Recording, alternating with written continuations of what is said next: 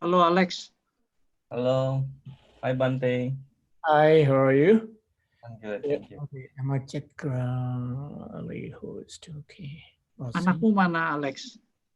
Ada di bawah. We have a Oh, lot of nggak ikut dengar ya? Halo, Bu Harita. Boleh juga sih. Aku panggil aja ya. Yes, how old are they? 5 and 2.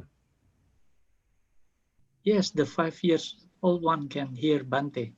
Okay. Yeah, we have a lot of kids right here, like 5 years old. 5 years, yeah. Oh yeah, that's right.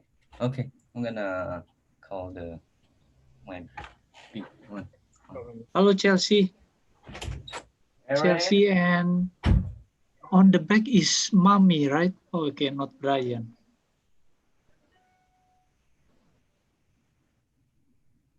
Is here, Jason? Yes. Hi, Jason. Hi, say hi to Halo. Selamat sore. Selamat sore Bante, Namo Buddhaya.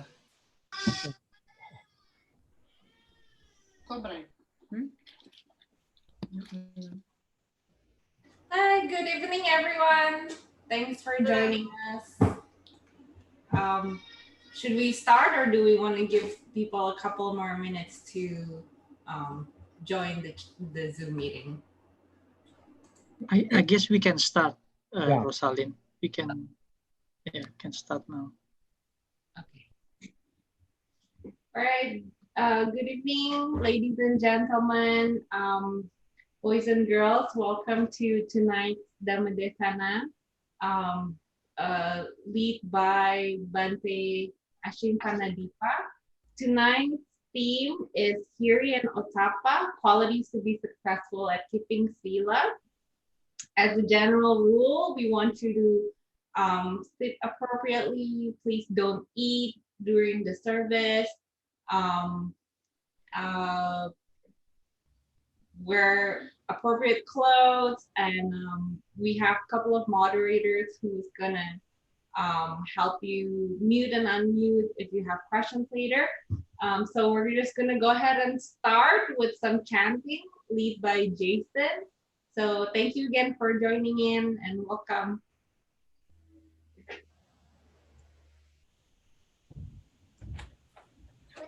Right here. Right here? Yeah. Who's that? It's a lot of new friends, right? Say hi. Look. There, see.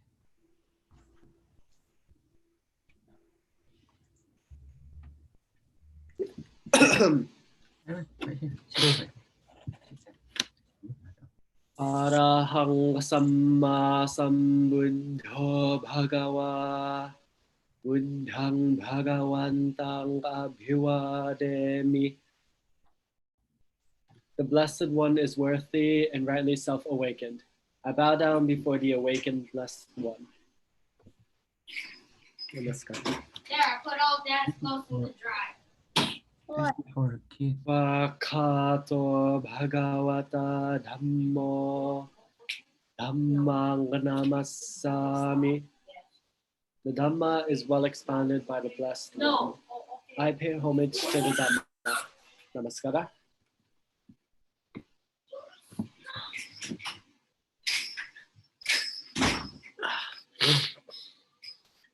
Supake Panno Bhagavato Sawaka Sangho Sanghang Namami. The Sangha of the Blessed One's disciples is practiced well. I pay respect to the Sangha. Namaskara.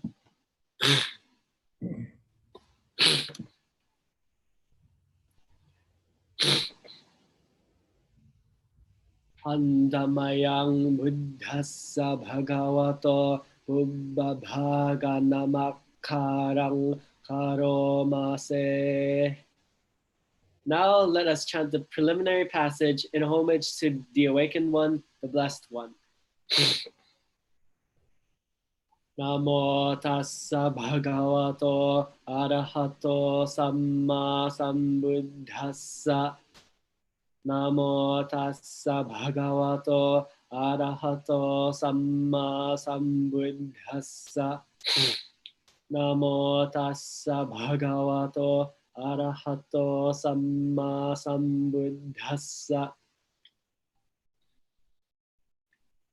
Homage to the Blessed One, the Worthy One, the Supremely Enlightened One. Homage to the Blessed One, the Worthy One, the Supremely Enlightened One. Homage to the Blessed One, the Worthy One, the Supremely Enlightened One.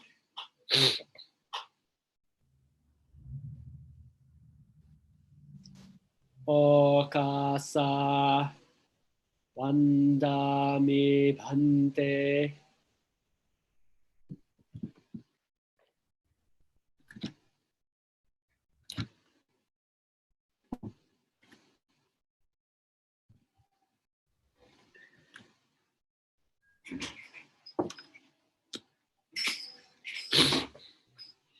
There.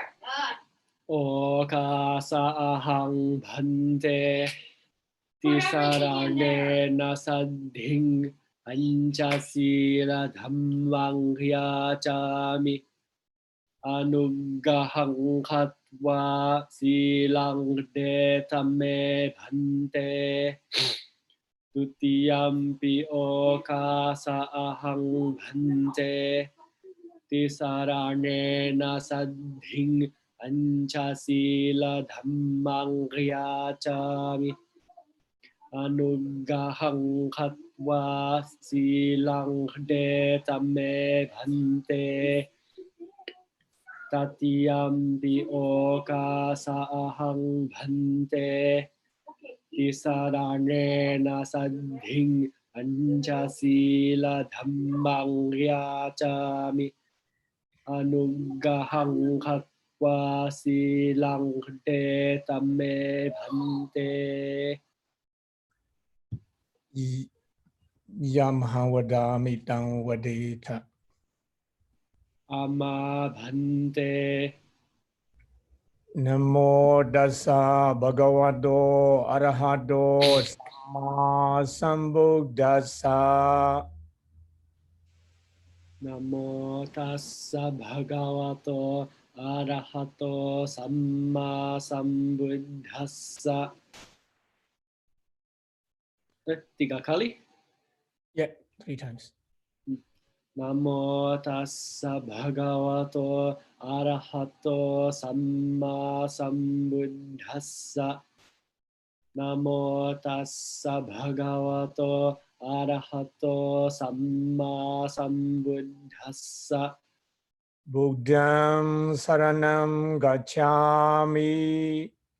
Buddhang saranang gacchami. Dhammam saranam gacchami. Dhammang saranang gacchami. Sangham saranam gacchami. Sanghang saranang gacchami. Tudiyambi Buddham saranam gacchami. Dutiyampi buddhang saranang gacchami. Tudiyambi dhammam saranam gacchami. Dutiyampi dhammang saranang gacchami. Tudiyambi sangham saranam gacchami. Dutiyampi sanghang saranang gacchami. Tudiyambi Buddham saranam gacchami. Tatiyampi buddhang saranang gacchami. Tudiyambi dhammam saranam gacchami. Tatiyampi dhammang saranang gacchami. Tudiyambi sangham saranam gacchami. Tatiyampi sanghang saranang gacchami. Sarana gamanam bribonam. Ama bhante.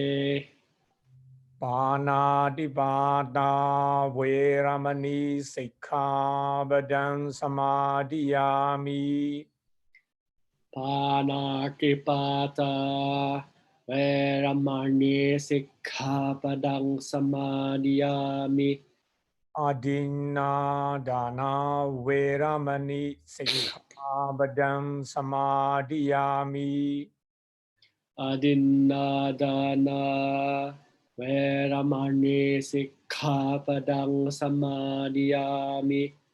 Kamesu Michachara Veramani Sikkhabadang Samadhiyami. Kame Sumichachara Veramani Sikkhapadang Samadhiyami. Musavada Veramani Sikkhabadang Samadhiyami. Musawada Veramani Sikkhapadang Samadhiyami. Surameraya Majjapamadatthana Veramani Sikkhabadang Samadhiyami. Sura Meraya Majjapamala Khana Veramani Sikkhapadang Samadhiyami. Idame Bonyam Ewanti Sarane Nasaha Panjanga Guru Dhamma Nitya Silam Sarukang Gadawa Abamade Na Sambadita. Amabandi. Ama Bante Sadhu Sadhu Sadhu.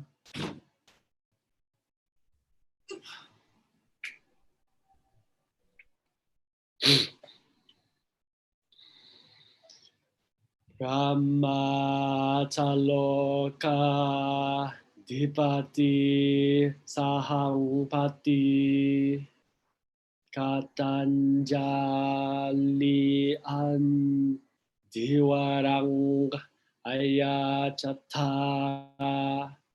Santi Dasatta Parajakhajatika Dese tu dhammang anukampimang pajang. The Brahma Sahampati, Lord of the world, with hands palm to palm before his heart, requested a blessing. There are beings here with only a little dust in their eyes. Please teach the Dhamma out of compassion for them.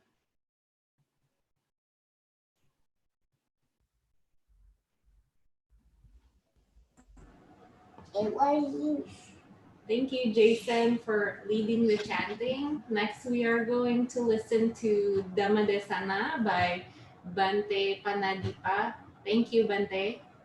All right.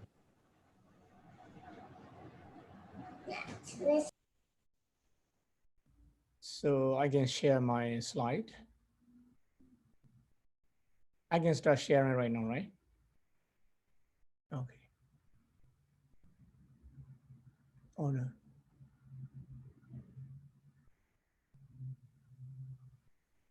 Yes, Bante.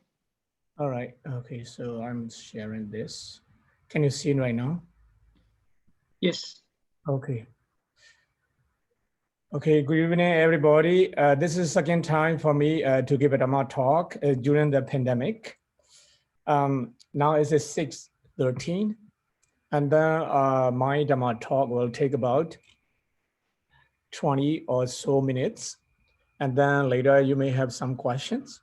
Right now, we officially begin talking about Hiri and Ottappa. This is today's topic: Hiri and Ottappa qualities at keeping Sila successfully. Let me see now. Okay, Hiri and Ottappa, that's two technical words, actually Pali words.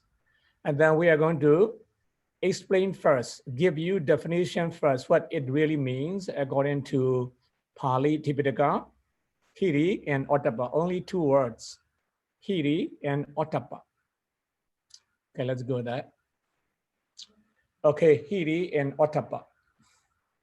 Here, what are they and what do they mean? So Hiri and Ottappa are actually the 2 of the Pali words and Tipitaka of Theravada Buddhism. That's what we follow denominationally. And then official language is a Pali and Theravada Buddhism. So Hiri and Ottappa are from this tradition. So Hiri means moral shame, not ordinary shame. Like, okay, just the daily, like some boys and girls or even adults, they get shy, something. It is not really a moral shame. Okay, here what we are talking about shame is, it has a connection with the right and wrong. So to be shameful, something must be wrong. That's what we call moral. So if nothing is wrong, so you don't have to be ashamed. You don't have to be shy. Okay, you don't have to be scared. So Hiri means moral shame, morally wrong. Okay, to be shameful, something must be wrong. Otherwise, you don't have to be ashamed of like talking in front of the people, giving a speech on the stage. There's nothing to be ashamed. Everything is right. You are not breaking any laws, any rules. Therefore, there are some people, without doing anything wrong, they get very ashamed or they get shy. So be careful that you are not supposed to be ashamed of what you are going to do unless what you are going to do is wrong.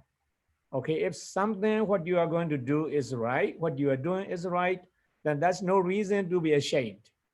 That's the real shame comes out of something wrong. Okay, that's a real shame. For example, you are, bringing bad reputations to your family, to yourself. That is something is wrong. So we have to be very ashamed of what we are saying, what we are doing, okay, what we are thinking. That is something we really have to be ashamed, because nobody should bring any bad reputation to yourself or to your family, because it is something about right and wrong. Therefore, we say moral shame. Okay, that's one definition. That's a real shame. Only if something is really wrong, what you do is really wrong, then it is very shameful.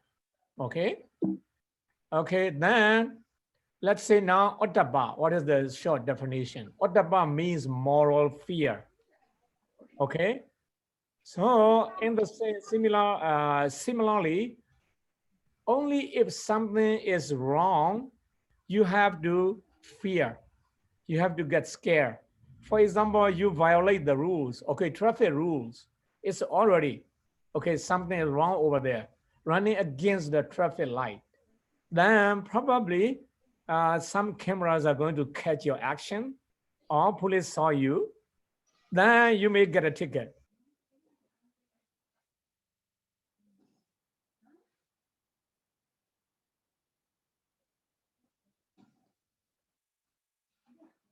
You don't have to fear, you don't have to scared of anything, anyone. You are living your life, within the rules, right? That's why if something must be morally wrong, then you have to fear some consequences. Otherwise, you don't have to fear. You don't really have to fear, okay? Talk with courage, happily, in front of anyone, okay? On the stage, some people get stage frightened. Like they always say, I'm scared, something like that. No, nothing to be scared, okay? You don't have to fear anything. That's what Buddhism means. Real shame and real fear comes, okay, in relations to right and wrong. If something is wrong, then it is shameful. That is a fearsome. Okay, that's only the definition, Hiri and Ottappa. All right, let's go ahead now. So So these are two qualities called two guardian principles of the civilized world. Now, if you like somebody has done wrong, okay, somebody has said wrong, still that somebody does not have a sense of shame, a sense of fear, then we have a problem. We have a problem. That's a real problem. Somebody did something wrong, and then he or she keeps saying, oh, I don't care. That is really wrong. That's really wrong. So, you know, everything will fall apart sooner or later, right? So by having or by keeping these two qualities, like we always have a guardians in our daily life because we know what to be ashamed, what to fear. So we are safe. And then we are a part of a civilized world. We are not a part of jungle. We are not a part of wilderness because we have a sense of fear, sense of shame that is morally connected, okay? Otherwise, you know, just keep going your life. That's okay. Everything is fine. So without these qualities, we do not have a civilization. We do not have a culture. We do not have a politeness or something like that, right? So the Buddha said these two guardian qualities or guardian principles save us from falling into wilderness, from falling into jungle. We don't want to go back to jungle. Then the Buddha said, then if you want to be a part of civilization, you really have to have these two qualities, moral shame and moral fear. Not ordinary shame, not ordinary fear, right? Okay, so this is the moral, and then moral fear and moral shame. Two guardian principles of our civilized world. Your family, your life is protected by these two qualities, by these two qualities. If a family does not care about these two qualities, then that family will fall apart. We really have to keep these two qualities. They are guardians. They are our guardians for our own civilization, for our own family, community, you know, humanity. That's very important. Okay, now, how they are guardians to our daily life, to our civilized world, how? And why they are guardians? These are the questions, okay? So a lot of people, you know, get ashamed of something that should not be ashamed. Some people fear that should not fear, should not be fear, okay? That is, you know, is another story. We really have to be very careful that. Okay, now, here is a Pali, you don't have to worry about that. But somebody, you know, mentally can read. I don't know if somebody is able to, you can try. Dwe me bhikkhave sukha dhamma lokam palinti. So dwe me bhikkhave. Bhikkhave is like always monks. And the Buddha's teaching, but we can interpret the other way too. Dwe mean two. Sukha mean purity. Purity, Dhamma mean teachings. Two types of purity. Two types of teaching regarding purity. These two types of teaching, two principles, protect the world, your life, your family, your community, and civilizations. That's what it means. So, katame dwe, what are they? Let's see now. Hiri cha, Ottappa. Okay, Hiri cha, Ottappa. You already know what is Hiri, what is Ottappa, right? Okay, let's see now.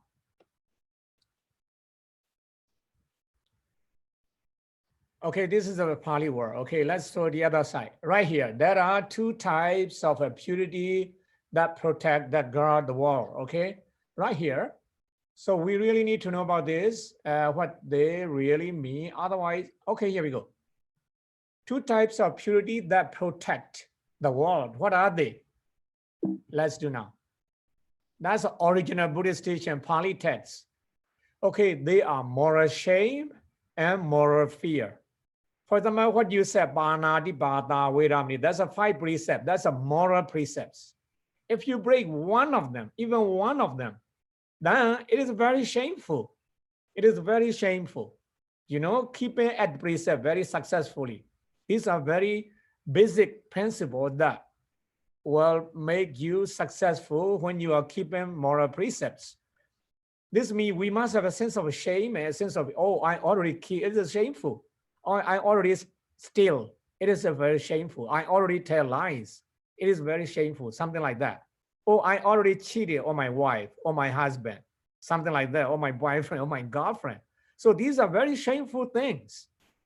Then if you don't care, if you do not have a sense of shame, that family will never be happy. That humanity will never be safe. You see that? That humanity will be never part of a civilization. That's very important. So precepts, moral, okay? Remember that moral. Okay, moral, and then others are Burmese word, don't worry about that. Maybe others can read it. Okay, so they are moral shame. These are okay, all Burmese, don't worry about that. Okay, here we go. So, Hiri and Ottappa, we need to know what is internal, what is external. Okay, the nature of Hiri and the nature of Ottappa, the nature of moral shame and the nature of moral fear. We need to know the difference between the two. What is internal, what is external?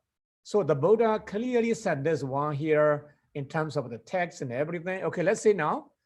Okay, well, you know, this is spelling for some reason, I don't know, this forms already changed. I'm sorry about that. This is not right spelling. Okay, Samutthana, actually, no, this kind of diacritic. Okay, Samutthana, S-M-U-T-T, you know, under dot, okay, under the 2 dots. So Samutthana, Hiri. So Ijjhata Samutthana Hiri. Okay, that's what another way of definition. What is Hiri? The nature of Hiri. Here, Bahida Samutthana. This one is also Samutthana, or for some reason, the fonts change. Okay, Ottappa. Then Adda Dipati Hiri, Loga Dipati Ottappa. That's the original Pali text. Don't worry about that. I did, okay, English translation already. Let's go over there, right here. So, moral shame is internal in your mind. Morally, you already know your conscience. Even nobody knows, you know something, you have done something wrong. Even nobody knows, but the guardian spirits and your conscience already know that you have done something wrong. That's why what we call internal, within yourself. So that's the nature of a moral shame. Moral shame begins within yourself. Moral shame begins within yourself because you realize that after doing something wrong, you realize, oh my Buddha, I already did something wrong. Okay, I'm a Buddhist, I observe 5 precepts. Now I'm cheating on my wife, on my husband, on my girlfriend, on my boyfriend, on my cheating on my partners, business partners, something like that, telling lies. You realize that, right? Somebody realized that. That's why within yourself, before nobody knows, you already knows. You already know, you already know. That's why we call internal. Moral shame begins within yourself. How about moral fear? Bahida Samutthana, okay? Ottappa. So moral fear is external. Why? For example, you have a son, you have a daughter, you have a husband, you have a wife. Now, one of you, for example, one of you is doing something wrong somewhere. Somebody saws, somebody sees, somebody, you know, knows that, you know, you have done something wrong. Then society, that's a society, okay? External, somebody out there already know. And then nowadays, a lot of, you know, social medias and pictures and cameras everywhere, that's external. They will capture your actions. They will capture your actions. Then you start fearing, oh my Buddha, you know, somebody is going to blame me. Somebody is going to, you know, tell me, punish me. Oh, my mom already knows that I have something wrong. I have done something wrong. My dad is going to punish me or scold me because I have done something wrong. Somebody already saw what I did. Now you are thinking externally. Somebody, that's others, okay? Society is not silent. Society knows what you're doing. So the culture, tradition, your community knows, right? So moral fear is external, outside. Therefore, never underestimate your community, never underestimate your family, you know, the world, humanity. You always respect society, beginning with your family, with yourself. Okay, one day, one way or the other, something wrong will be discovered. Then that person will be in big trouble. We don't want that. We don't want any of that, because none of them will make us happy. None of them will make us safe and happy, and, you know, getting along with one another, and always, you know, creating a lot of suspicions upon one another. We don't want any of these problems. Therefore, the Buddha said, therefore, okay, these two qualities are very important. You must be trained how to be ashamed, what to be ashamed. Okay, you must be trained what to fear and how to fear. And then you already know why. You already know why. We are not alone. We exist in relations to others. Okay, parents exist in relations to their children. Children exist in relations to their parents. The same way your family exists in relations to other families. That's what we call communities. Outside of your community, there's thousands and thousands of communities. That's what we call society. So we are related to one another. We are related to one another. Always remember that if you want to be a good person, then you must have a sense of moral shame, a sense of moral fear, and together with keeping your daily 5 precepts. And then there's no bargaining. There's no bargaining. Oh, you know, Bande, I can't follow this precept. That's no bargaining. This is not a shopping center. This is a morality precepts. You cannot bargain. You cannot bargain that at all. That's your purity. That's a basic foundations. You cannot break any of the foundations. Okay, and then and keeping precepts. It is never like, you know, going shopping. You know, you reduce this price that much from $25 to $15. You can do that at shopping mall, but keeping precepts, that's no bargaining. That's no bargaining. Only five. All right. So let us go now. How they are related to. Okay, now. They are related to Ottappa. Ottappa means being self-governed. Okay, being self-governed means you don't want anyone, you know, governing you, because you are a good person. You know how to rule yourself, how to control yourself, how to govern yourself. By remembering, oh, this is wrong according to 5 precepts. So you are ruling yourself, you are governing yourself. Therefore, I'm not going to kill. Therefore, I'm not going to steal. Therefore, I'm not going to drink. I'm not going to tell lies. So you are governing yourself. You are self-government. By that, you can keep your precepts too. You are never going to break any precept as long as you have this sense of a moral shame. It is very shameful. Okay, basically, it is very morally shameful. Why? Shameful of being born into, you know, lower ranks or something like that. Okay, that's one thing. Okay, Ottappa, being self-governed due to moral shame. You know how to get ashamed, and then what is to be ashamed. Therefore, you control yourself. You are self-government for yourself. So you don't need any government if you have a sense of shame and fear. Right? You yourself are government. You govern yourself. So you dominate yourself. Nobody, you don't let anyone dominate your life. You dominate your life. You govern your life by having these 2 twin qualities of shame and fear. Moral shame and moral fear, twin qualities. That's very important for our safe, happy present and future. All right. Another one is Lokadipati. Lokadipati is just what I said, you know, you and others. Okay, you, for example, if you are a family of 5, you and the rest of 4. The rest of 4, you must respect every one of them. Okay, so you are, you know, so because if you do something wrong, either all of them or some of them or one of them will definitely tell you, hey, you are doing something wrong. You are going out of, home, like at the wrong time, already 11, 12, 1 a.m. in the early morning, you are going out now. So somebody is going to be telling you, definitely telling you, this means you are related to others within your family, right? Maybe your little sister or little brother or elder, younger brothers, sisters, or mother and father. Maybe auntie, uncle will tell you, oh no, this is not appropriate time. Like that. So if you don't govern yourself, others will govern you. If you don't control yourself, others will control you. Okay, others will control you. Therefore, if you don't like to be controlled by others, control yourself. That's a very clear concept. Very clear teaching. Nothing is confusing here.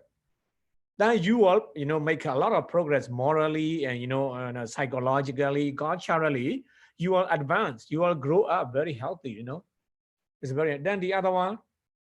Okay, this one is a Burmese. Don't worry about that. So Hiri Ottappa, governed by these, okay, two, but it's a more than two. I will get into that. Okay, now those moral shame and moral fear are related to these three governing principles. We have three governing principles, okay? How the world is governed, how the world is protected, okay? Here we go. Let's do now.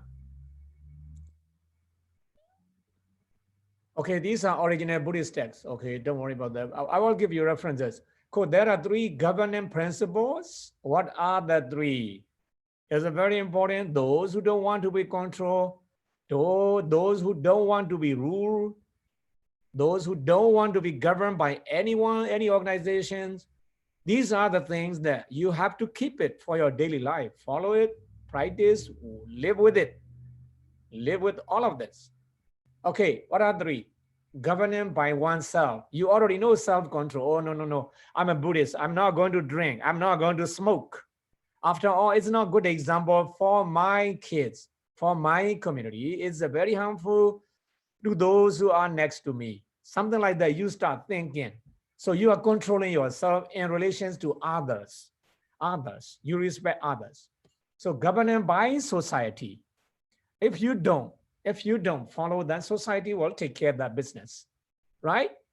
For example, those who, break the laws, and some get arrested, some get imprisoned. Why? Because they don't have self-control. Then the society take care of that behavior. Then someone must go to jail, something like that. But they have opportunity to improve their life. This is not the end of life. The best way is not to break the law and then not to get into trouble with the law by having sense of moral shame. But somebody get arrested, something like that, oh, my family is going to be very, ashamed of my behavior, and society will keep saying something, looking down on the family and society like that. You start thinking. So governing by society, all living beings. Sometimes you have to consider animals, okay, human beings, something like that, okay? How about the other one? These are three principles, governing by the Dhamma, the teachings of the Buddha. Then you have to remember, first, you don't have a sense of, a moral shame, and then sense of moral fear. Then you fail to control yourself. Then society also ignore you after all. Ignore you, then only Buddha's teachings are left. You really have to turn around your life and then turn toward the Buddha's teachings and then turn the page out of your life. So these are three principles based on two qualities, two guardian qualities of, Hiri and Ottappa. It's very important for all of us. It's very important. So there are benefits and consequences of not getting, not following, not living with these qualities, okay? These are Burmese, don't worry about that. Okay, here we go. So to live or not to live with Hiri and Ottappa, benefits and consequences.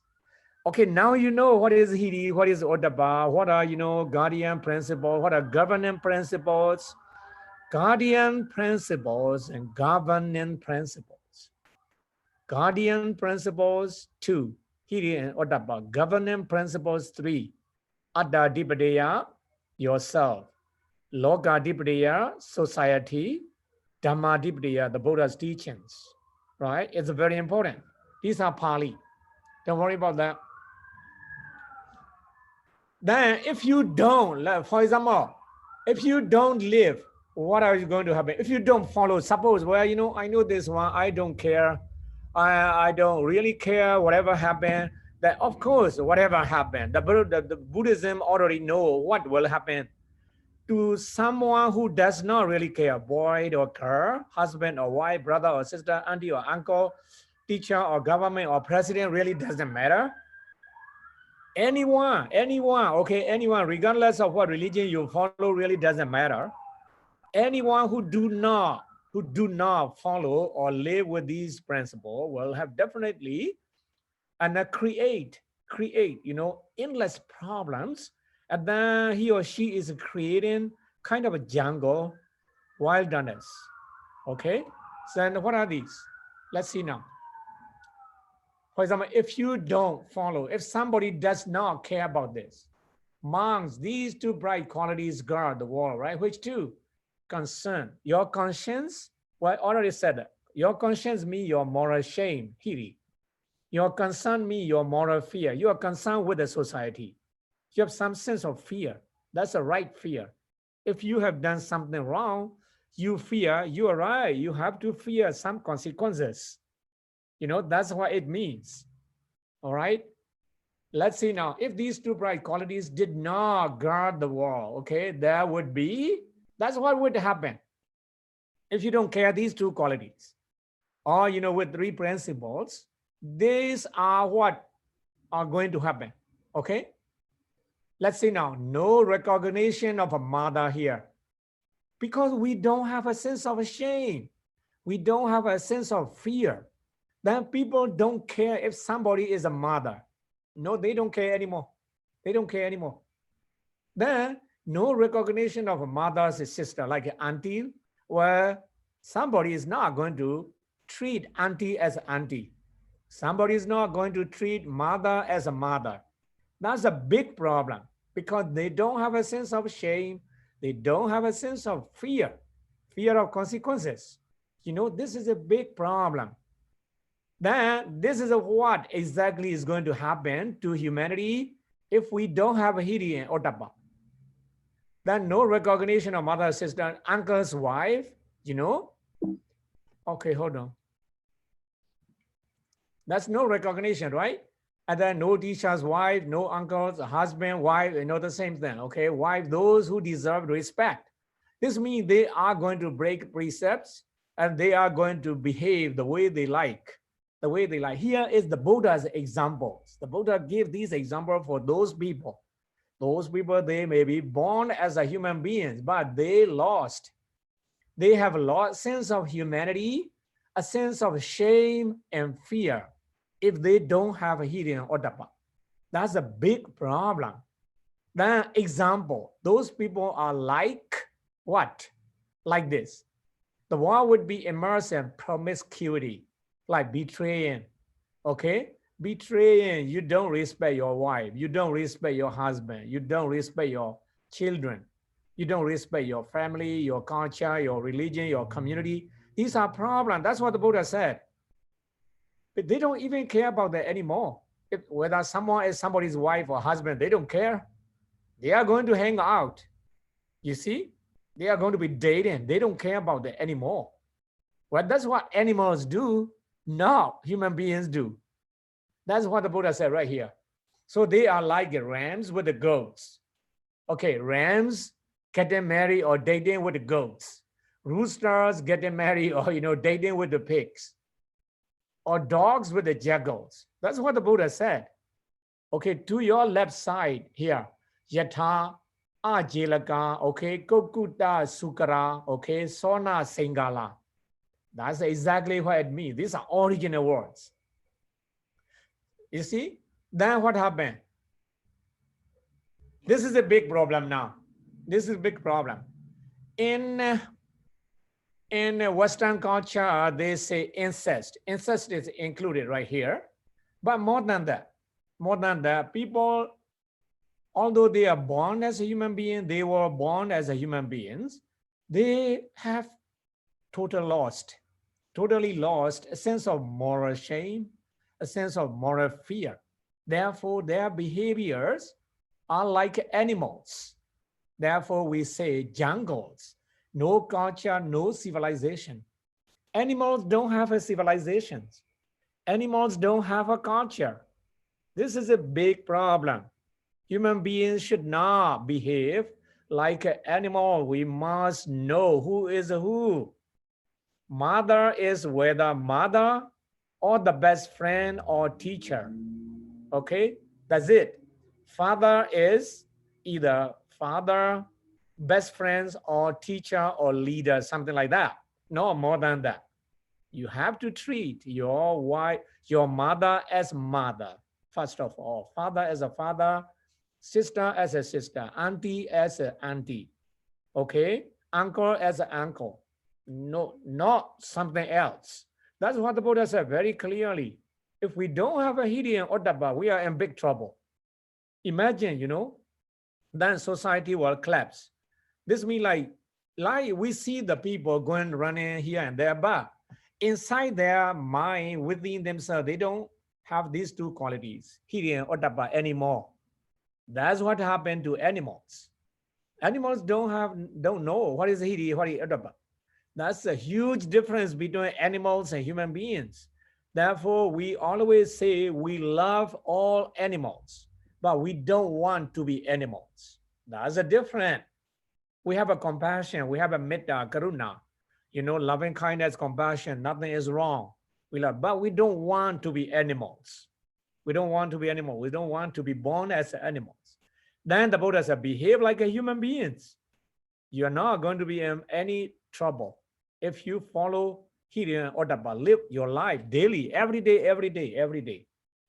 That's why, not only sometimes, every day, together with 5 precepts. These two will control your 5 precepts, make you successful when you are observing 5 precepts. It's very important.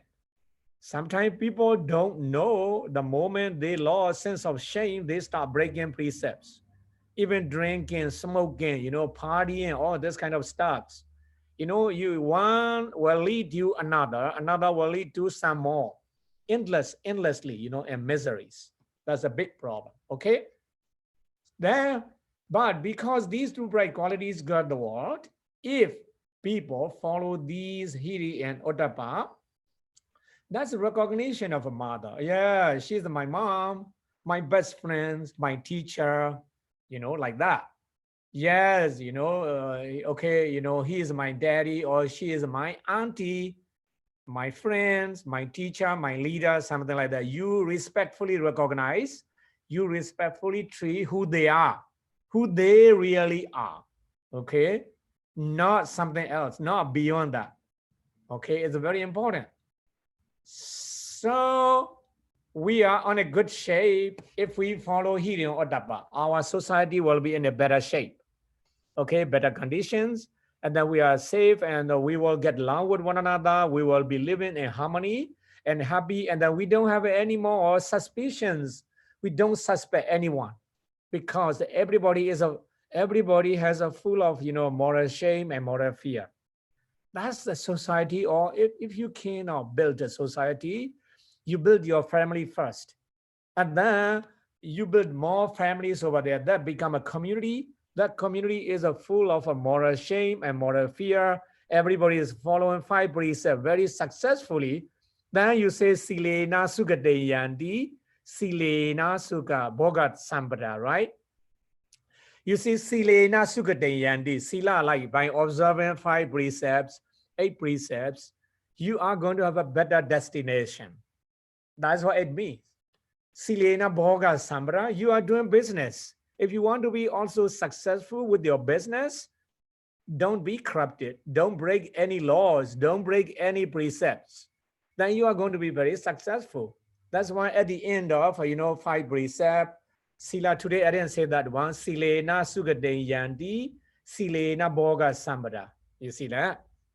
And then you say, that's Sama Silam Visodi. Therefore, you should, okay, purify yourself by observing 5 precepts at least every day. Never underestimate, oh, you know, I already broke 1 precept, 4 more left. No, that's not the way. Not the way. Even 1 precept you break, like it falls into all 5 precepts. You know, it constitutes breaking all the 5 precepts. Don't let this happen. Don't let this happen. Everybody made a mistake. You can renew your life, restart your life, but don't renew, restart again and again. Okay. You know, so you do more good karma, remembering your past misdeeds, then you are increasing your present good deeds, good karma at the present. Then you will be in a good shape. You don't have to worry. Okay. Then the last one, the last slide, I guess. To live or not to live. Okay, here we go. Okay, that's what basically I already said it. This is the, you know, English and Burmese, because I might be teaching to Burmese community one day too. I don't know. Okay, now let us recap our lecture before question and answer section. Okay, almost, you know, 35 or 40 minutes my lecture. That would be a good time. Okay, a recap of the Dhamma talk on Hiri and Ottappa. What is a recap? You know, like summary. Okay, everybody, that's a summary. Trying to catch. Hiri, Ottappa. Okay, Hiri, moral shame. Okay, your conscience, internal affairs, inside, within your mind. Okay, Ottappa, moral fear. Your concerns with society, external affairs. Okay, and these 2 basic qualities as a guardians of the civilized world go hand in hand with 3 principles right here. Governing by oneself, governing by society, governing by the Dhamma, the teachings of the Buddha. Now what happened? This is how you can successfully keep your precepts, morality, and daily life. Okay, that's what it means. May you all be well and happy. That's the end of my lecture. All right. Thank you very much for your attention. You are going to have a question, something.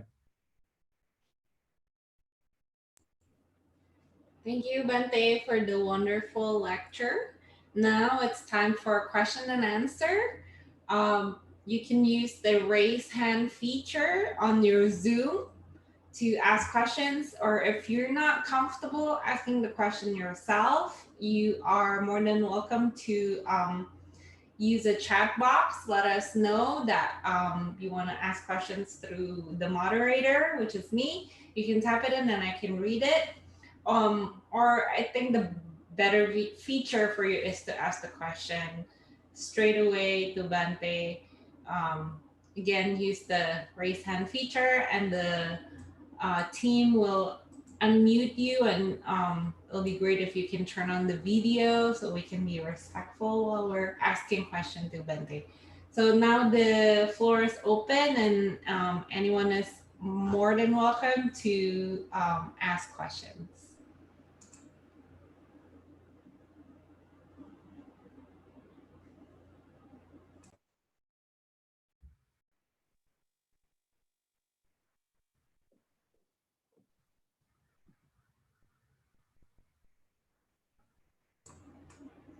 Does anybody have any question for Bante?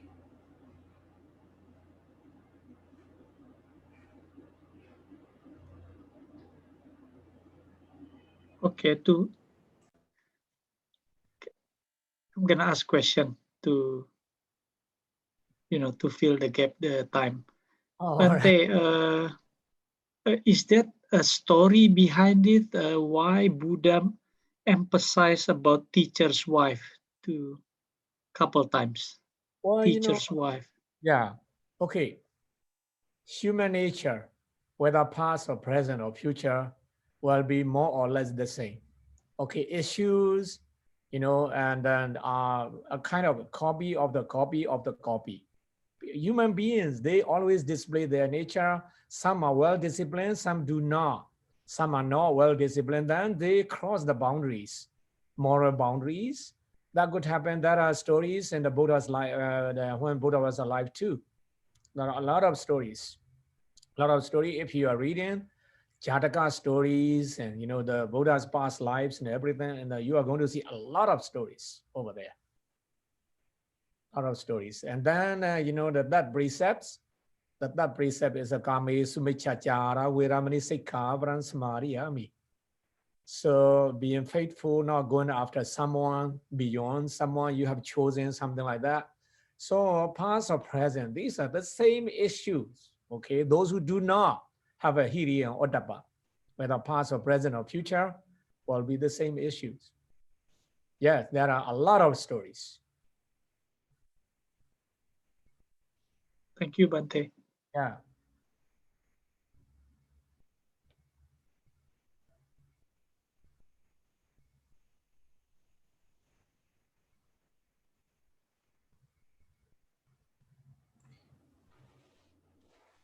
Okay, looks like we have a question from Eden and Harita H.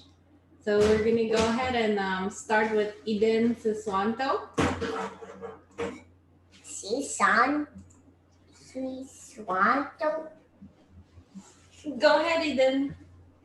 Okay. Hello, Bante. My name is Eden Siswanto. I am 9 years old, and here is the question. Okay. Is Hiri and Ottappa, is it important before you break the Sila, or is it important after you break the Sila? Yeah, okay. If somebody break the Sila, then somebody has no Hiri and no Ottappa. That's why somebody breaks Sila. So they are all related to. If you have a Hiri and Ottappa, you don't break the Sila. If you break the Sila, then you don't have a Hiri and Ottappa, right? They are so well related to. All right, that's why, Pompon, I just keep it together and then let you see how they are related to one another, just like you are related to your mom and dad and brother and sister and society. These qualities are also related to, but you don't have to worry as long as you know this Hiri and Ottappa and you follow this, you grow up wonderful, outstanding community members, son, daughter, friends, like that. So you guys are fortunate to know all these teachings when you are like 9 years old. Most of people don't know when when they were not in your age. What is Hiri and what is Ottappa? Most of adults don't know about that when they were at your age, okay, in your age. Good question, actually. Thank you. You get it, right? Okay. Good. Thank you, Eden. Very good question. Very good question. Next, Auntie Harita, we're going to unmute you and you're on. Go ahead and ask your question. Thank you, Rosalind. Bante. Hello. Hello, hi. My name is Harita from Los Angeles. I have a question. This is, let's say, only me knows about the Hiri, right? When I broke a Sila. How can I eliminate the Ottappa before it's getting worse? Okay. This one is like, if you really understand the consequences of something wrong, you become very serious to follow, to have a sense of fear and a sense of shame. And then, as I said, you don't have to be really ashamed of everything in your life. Then to be shameful, something must be really wrong. Then to be fearsome or something, then something must be really wrong.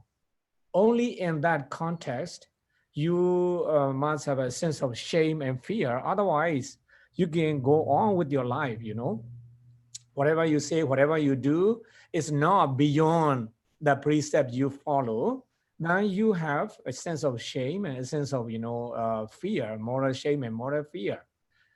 Then knowing the consequences will eliminate. Knowing the consequences of without shame or without, fear, then you will become so serious about, so serious, then it will eliminate. It will, because what you fear is right. Something is wrong, what you fear is right. Because if something is wrong, you fear you are right, then you can eliminate. If you really have, if you really fear something, some consequences, then you don't do something wrong. It takes time, and then slowly it will eliminate. The other one, how you eliminate is, okay, to practice meditation. To practice meditation, that's another way. So if you engage in meditation practice in daily life, like 15 or 20 minutes of a basic meditation practice, and then you are going to have a very concentrated, calm mind. You see things very clearly. You are no longer confused. Therefore, and then you are with more shame and more fear. You see that? So sometimes, if your mind is not really calm and confused, and you keep thinking, talking, doing something like that, that's the nature of human beings. Therefore, we are learning the Buddha's teachings to make our life better and safer and happier. All right, these are some of the ways that you can eliminate the fear. Okay. Thank you, Bante. You get it, right? Thank you. Yeah. Yes, thank you. Good. Thank you for the wonderful question. Anyone else would like to add comments or ask questions? Feel free to use the raise hand feature, or you can also type in your question.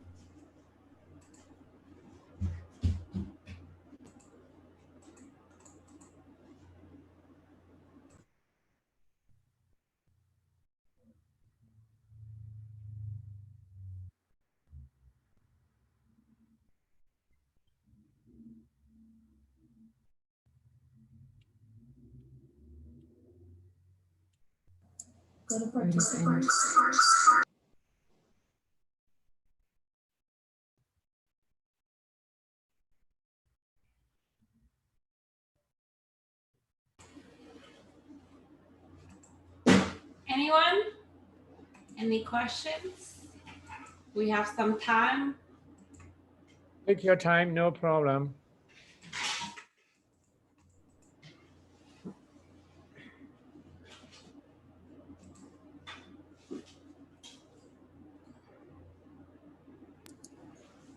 Hi, Rosalind. I have questions. Sorry, I just try to avoid the feedback with two computers here. Okay, Wandami Bante. My question is that, governing by society and the governing by Dhamma, sometimes it can be conflicting. So actually, like, some of the Dhamma may not be fully applicable in the society or vice versa. So when there is like these conflicting situations, how do we actually handle it? Okay, We that's a good question. Yeah. take the Okay. yeah, how do we handle it, or how do we accept it? Yeah, there are occasions or there are situations that, the teachings of the religion you follow and the situation where you are in seems to be in conflicting situation, right? Then that time, like you have one side, your religious teachings, you have the other side, your daily life situations. That's why in the Buddha said in 38, Mangala Sutta, one of them is like Patirupa Desawa Socha. Patirupa Desawa Socha means that in a suitable locality, you really have to carefully choose and live where all your values, almost all your values are not going to be coming into conflict in the situation. That sometime, in life, you happen to be in the wrong place in the wrong time, then you are in a difficult situation to, handle your, affairs and daily life. Therefore, one of the teachings, okay, this is not a comprehensive one. This is like, you really have to consult with the other part of the Buddha's teaching. The Buddha said, okay, choose your locality where you are going to live, you know, where it is safe, where you have, you know, easy access to education, health, you know, work, like that. Therefore, mostly people carefully choose where they can send their children to school very easily, not that very far, something. That's what the Buddha means. And the Buddha's teachings mean a suitable locality, suitable place to live in, so that you can, you know, avoid those conflicting situations. Then I know at the same time, the Buddha's teachings are very simple, and the purpose is like to make people get along one another, live in harmony. But there are occasions that, as you said, you cannot really handle it. Then something you have to think about is whether this place is really suitable for you, this situation really suitable for you to keep going that way, or you really have to choose another place. Or the other one is like get along with one another individually. That's what we call Puggala Sappaya. Puggala Sappaya means, okay, you have a harmony with all individuals, although you don't like, you don't get along with, but you know how to handle it by being patient, by being, you know, by ignoring some of, you know, damaging, you know, talk and behavior. As long as somebody is not physically, you know, or, you know, verbally, you know, harshly abusing you, then you can really be patient, because you have the other side of the benefits of living that way, going that way. Then if you cannot go on that way, Buddha's advice is to choose the best place for you that is suitable for you and for your family life. Okay, that's not only you, that's the whole society, the whole world, okay, past, present, and the future will be the same. Therefore, in America, it's very important to have your own community. Then within community, you have your own family, siblings, relatives. Then we are under the same umbrella. We know each other, we are under the same value systems, will not come into conflict. In case if it comes to conflict, we can remind one another, hey, we follow the Buddha's teaching, we are under these values. Let's go back to these teachings and, you know, improve our behavior, our own attitude, okay, you know, to live harmoniously in the community. You cannot live in the society everywhere, you live in the community. All right, did you get that one? Yes, Bante. Yeah, that makes sense. I think one of my question is also like said, so I give an example, like say, today I was called to testify on the court. So I'm under an oath. But what I was saying today is the truth to me, because I don't know any truth beyond what I was saying. And later on, 3 days later, you know, the truth that I believe as the truth was not really the truth. And so according to the court of the law, I may actually have been lying, but according to, you know, Buddhism, I may not lie because I didn't know any other truth than what I was told in the court. So that's, I think, where I'm coming from. I think, but to your example, I mean, this is extreme, Bante. So in that case, you know, I may actually be in a violations of the country's law, but I'm not from the perspective of the law of the karma, or like from the Buddhism perspective. Okay. So how, yeah. Okay, here's what the Buddha's teaching said also. If you are saying something and then your intention, okay, your intention is very important. Like you said it something knowingly, something different, or knowingly that this is true, therefore you say it. So that's only your knowledge and understanding, right? Within your knowledge and understanding, you said it, but you don't have any intention of telling lies. So intention counts in Buddhist teachings. Intention count and Buddhist teachings, that's according to Buddhist teachings, right? Then in our legal system, they also ask, what is the motive, okay? motive, what is the intention of saying something, doing something. So they always ask this question, okay, the motives is still unknown or something like that. For you, that's the best you know, and that therefore you say it.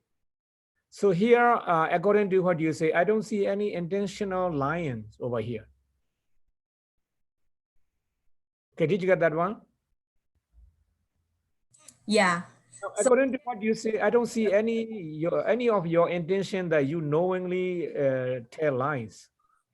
So I guess what I'm saying is that from the principle perspective, would we regard the Dhamma principle, the teaching of the Buddha, higher than the society's law?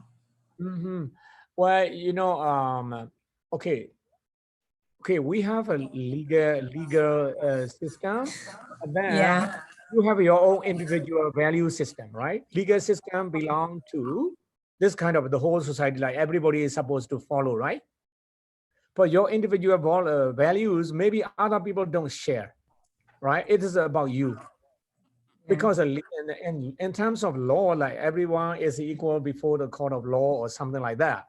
But Buddhist teachings are not recognized like that in this country. You understand that? So it remains your own individual, your own communal values. As long as you have a clear conscience that one, then the lesson you learn from what you said is, well, you know, I still need to improve on my knowledge and understanding about society, about others, right? About others for the future. But oh yeah, okay, in this case, I need to learn about this one is a secular perspective. What we are talking is about spiritual and individual perspective. So these are the two. Then the lesson you learn is, you know, in the future, I will need to improve for what I say. Okay, what am I going to say? What am I going to do in terms of understanding? If you really understood that this would be lying, before you say, you won't say it. You won't say it to my understanding. Yeah. Yeah. So yeah, so that's the I guess that is very conflicting in our own values, because to your point that we have our own values, which is pretty much shaped by the teachings of the Buddha in our case, and then but sometimes the law of the country may be different, and so from the decision making perspective, Bante, is that like, do we actually take our own values higher than, you know, what is the law of the country? So you know, for example, like I would say, I mean, we know, like, you know, abortion is not right in Buddhism, but the law of the country may allow that, you know, but we don't, you know. And what if like or like another one, the euthanasia is like something that we don't believe in, but the law of the country is actually, you know, believe in it. So with all of those things like being conflicting, I mean, there are other examples. There's more like, how do we actually then make the decisions in the course of the law if we are being forced to? Okay. So here in America, you have a religious right. There are people who may not be needed to join the army, conscience as soldier or something based on their own religion or something. There are groups that, for example, if you're a doctor and you are like, you know, in the situation that you are going to give, you know, euthanasia to someone, right? That's according to what they allow, but you have your own right at the same time.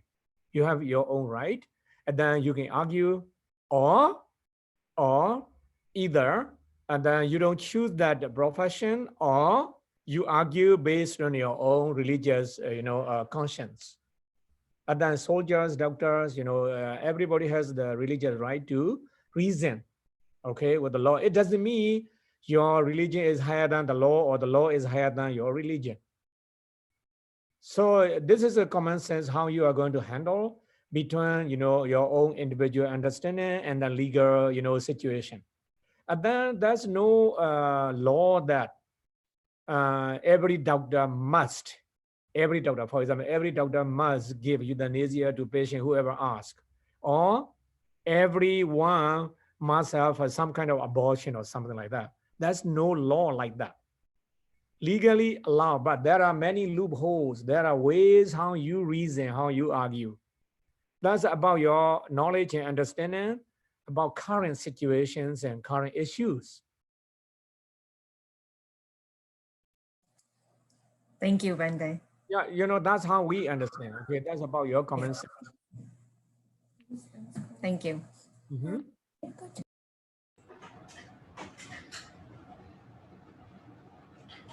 Thank you, Bande. We have a question from the chat box from Yanti. Her Okay. question is, Yanti has a client that claimed that she's a good devotee. She chants and meditates, but keeps lying to her family.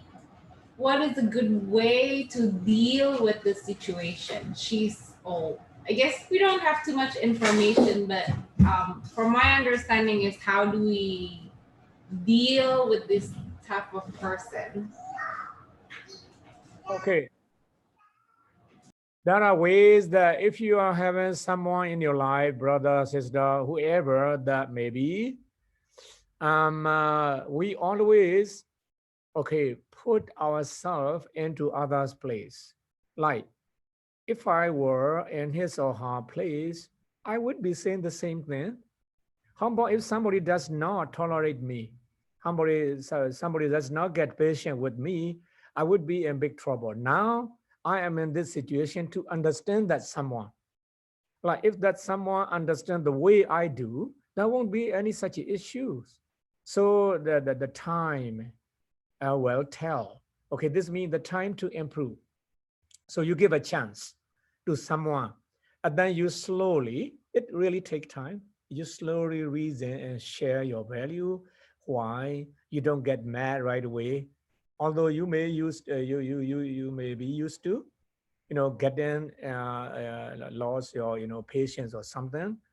But now slowly you are improving yourself, considering others' lack of understanding over the true the real situation. Okay, so loving kindness, one of them. Loving kindness physically, verbally, and mentally. We have 3 ways of loving kindness. If you are holding your sick mother's hand, sick daddy's hand, or sick baby's hand, giving a strong support, that's your loving kindness physically. You are supporting. You are giving medicine to someone. You are, holding that kind of, capsule or tablet to take a medicine. So physically, you are showing your loving kindness, right? Now, verbally, some people do a lot of good things physically, but they don't have a proper way of communications with someone to make others understand. Doing good job, but talking maybe not a good job. Communicating. So we have to improve the way we communicate with our environment, okay, with the society, depending on who is who, case by case. If somebody happened to be a mother or father, then you really have to be extremely patient. Why? They have been patient with you for lifetime. Now is the time for you to get patient with them, because when people get older, they become a child again. They keep talking, they keep doing something. They don't remember whatever they have said. Therefore, they may be saying again and again. Then brother and sisters. Well, no, not everybody is a brother and sister. Not everybody is born to the same family. It is very hard to get born into the same family as a siblings. It's a rare opportunity. Or like brother and sisters are like a birds, come into the lake to drink water, the lake, your family. Brother and sister are birds. And then your parents are, a gardener or something, taking care of the lake. Then birds, the purpose of birds coming to the lake is to drink water. That's why we should be arguing, okay, I drink first, you drink first. No, drink together. Okay, that's, getting along together in harmony. So family is like a bird's nest. And then all birds, flying to the lake, to drink water together, instead of, arguing who is going to drink first. Okay. So that's also another way how you are going to understand someone, who is hard to deal with, After all, because of past connection, we were born to the same family, happen to be in the same community. This means like we are so related to one another, so close to one another. Instead of wasting our time by arguing, bickering something, why not getting along with one another? Show your, qualities of patience. Qualities of patience come from your mind. Qualities of good job come from your, physical action. Thus, no doubt, families are helping each other. Sometimes they are helping each other, but they don't get along with one another. Maybe because they don't know how to communicate with one another. Maybe they are not really patient. They don't really know how to get patient with one another. So turn around to the Buddha's teaching, loving kindness, being patient, kanticha, okay, and 38 blessing, Mangala Sutta, kanticha, sovacha sata, samananja dasana. Then, well, Bande, it's easier said than done. Well, we have that proverb. Of course, like we have to consider the consequences, not getting patient, not being patient, not getting along. What are the consequences of not getting along? Argument, sadness, frustration, agitation. These are all consequences of not getting along, not being patient. Then you get no benefits at all. Therefore, you change. Knowing all these kind of consequences do not pay off. Then you turn around. You're like, okay, this is the way I have been hearing again and again. I'm going to change myself first. My attitude towards them will be changed first before they change toward me. So we always begin with ourselves, self-understanding, self-improvement. It will work. It will work. Okay, it will work. Every family has this one way or the other, more or less similar cases, okay? I think I answer your question. Is that right? Or okay, is that okay? Is that answer your question? Does I think so, Bante. She's that answer your question? not available right now. So yeah, she said thank you, Bante. So I think it does All right. answer her question. So next we have Harita. She has a question. Again, Bante. Sir, I'm talking about the governing by society and governing by Dharma. So there is so common in this modern life, as you mentioned before, cheating the spouse. So how should we deal with this situation? Let's say if my spouse cheat on me. Thank you. Okay. Okay. If somebody is a cheater, if somebody is a cheater on someone in the family or in the business or whatever, not only relationship, okay, not only marriage relationship, but suppose like marriage in a Western society is a very complex. The purpose of our life, according to Buddha's teaching, is to find simplicity in the complexity. You know that in the complex society, if you find simplicity, you are the hero, you are the one who will be happy, and then you will never pay for anything, for any consequences. That's the one. So we have a different karma. Cheaters have a cheater's own bad karma, okay? Keeper of precepts have a keeper, their own good karma. Anyone, male or female, husband or wife, really doesn't matter. We don't identify who is who. We just identify who is doing what. That's it. Who's doing what. So we don't attach any names or status or positions, because names and status positions are more, like a giving advantage to those who want to cheat by impressing someone. Some people trying to impress someone so that they can cheat. Okay, they can persuade. So you see now, where's a sense of shame? Where's a sense of, fear? They don't have at all. They don't have any idea about that. That's why it's very important to train kids since they are young so that at least they have a simplicity of life with, greater degree of happiness in the complex society. Okay, in the complex society. So whoever is cheated will pay the price, but not someone who does not cheat. Only cheaters will pay the price in this life or the next life for sure. For sure, cheating in business, cheating in the text, exam, and cheating on relationship, husband and wife, like that one. Probably those cheaters don't have any idea. If they do, they are not serious about that. They are not serious. Why? Because they don't even know how to fear. That's a problem. So we must make sure that we are instilling a sense of moral shame and a sense of moral fear to the young minds of younger generations, just like your kids, niece, nephews, daughters, sons, it's a very important. Let someone has his or her own life if that is the way they want it. If that's the way they want it, and then there are many more ways. You leave them to their own karma. That's the easiest way. And consequences, you don't have to pay. You don't have to pay. They will pay their own price. That's one of many ways how you deal with that. Okay? If somebody is going the way they like it, if someone is trying to stop it, then all conflicts are going to come up. That's why here in the Western society, a lot of breakups, families falling apart, children growing up without mommy and daddy, something like that. So in the family, either mom or dad or both of them really have to consider others. Others are your children. When you are going to do something, going to talk something, always keep in mind your kids first. The interest of your children always come first, not your interest anymore, because you are responsible for your own nest that you already built.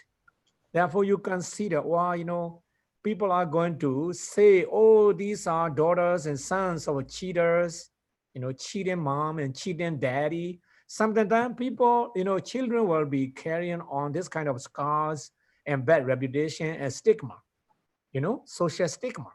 People start pointing fingers. Children are innocent, but now because of parents' behavior, then children have a stigma.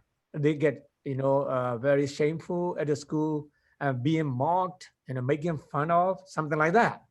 Something like that. Therefore, just make sure you train your kids, okay, to have a sense of moral shame and moral fear.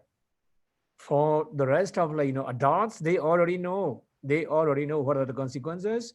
They are not just being serious. That's it. And then, the day will come. That's always payback time. That's always payback time. If nobody does, karma will does. Okay? And the law will does. So two ways of dealing with this kind of people, laws and the principles of karma. Then you have to live with your own, convictions of the Buddha's teachings, where, as long as my boundaries are safe. I don't really, I'm not really concerned, but I will try my best to convince someone to stop crossing the boundary. I think that's, some kind of attitudes and, thinking that you should have.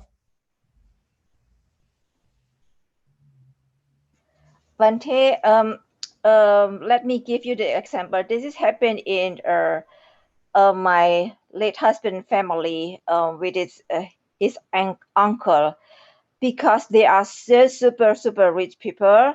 So they have a wife, of course, more than two, or one is to have five wives, and then it's really bad example for my children.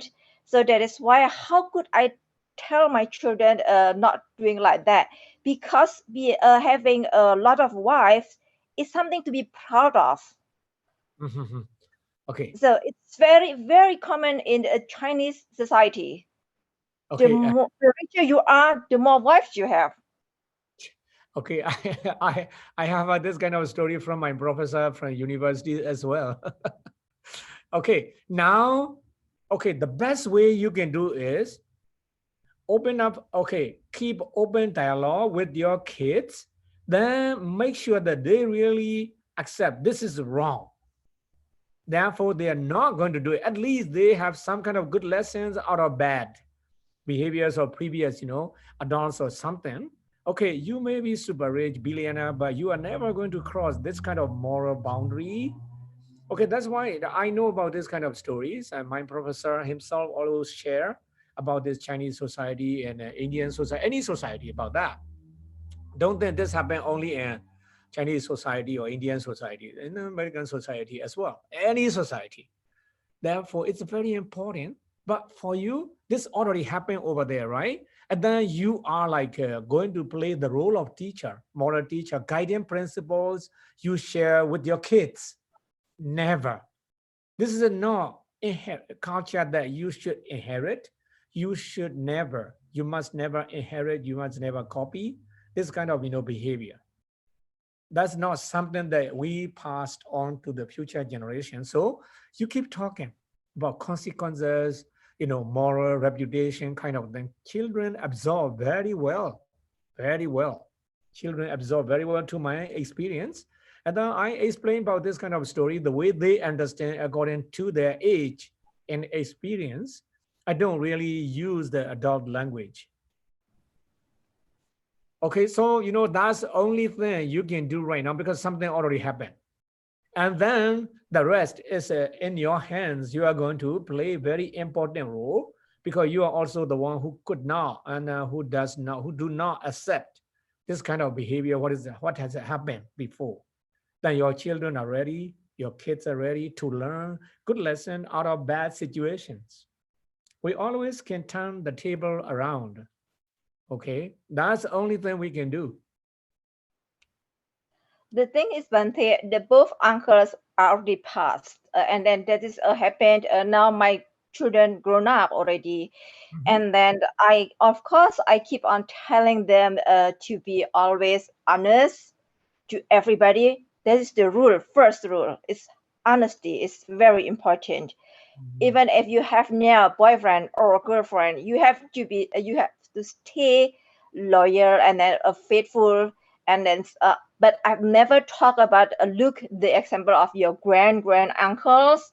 So that is what happened with the family now. Have children here and there, and then the wives now here and there, and then in Malaysia, in Singapore, in Hong Kong, in China, in Indonesia, that is so bad. But I've never touched this aside because, of course, my children have a really good memories about the uncles, grand uncles, because they are super nice to my children. So they didn't see something wrong. And then all the wives from all over, spreading all over the world, they are nice to my children. So my children didn't see that something wrong. Oh, that's a social, okay? Because social and moral teachings you should make clear, okay? These are socially, some people are really, nice. But here is a moral story. So you have to show both sides. Okay, although in the society, something socially acceptable, but something legally and morally, there are many things that are unacceptable, inappropriate. You have to make or show the differences between social and moral stories. That's why we should have a community, bring children together and like a monastery or whatever, then we train them. That's what I have been doing here. Because I don't want to go in this kind of, way, that kind of way. But you are doing a good job to my understanding because you are showing some kind of, you don't copy this and that. That's the, the duty of the parents or elderly people. What is good, what is bad, what is right and wrong. But the best way is to train them, to teach them since they are young. So you cannot mix up social stories and moral stories. Socially may be nice, but morally, no. That's big no.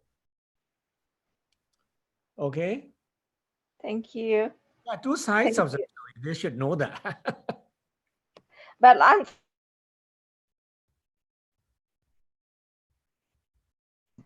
unfortunately, Bante, my children are not Buddhist, they are Christian. Well, any religion have some moral stories. They have their own moral story and social stories. So, okay, socially, sometimes, you don't want to say something. You still say something because socially acceptable. right? But acceptable doesn't mean it is right. No. Okay, just because something is acceptable doesn't necessarily mean right. Okay, whatever religion they follow, every religion has some kind of moral stories in terms of consequences, in terms of benefits, consequences for bad behavior, benefits for good behavior. At least every religion has that,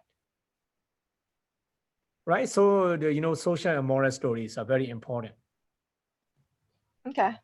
Yeah, if Thank they you, are already grown up, if they are already grown up, maybe they already learned some lessons already. I don't know, but this is also my worry, honestly, because yeah, it's recorded since they were young, and then recorded in their mind, and there are all the grand uncles were very nice, very kind people, because they also did a lot of donation. They were really great people, actually. Only that one side that I really don't like, but it's unfortunately it's acceptable in the Chinese society, which is also even is against the Dharma. Yeah, mostly, anywhere in the world, you are going to see one way or the other, more or less kind of the same stories, So what we do is like, okay, focus on our own individuality, our own community, and start, with simplicity, so that, we know how to live in the complex societies. Thank you. Yeah.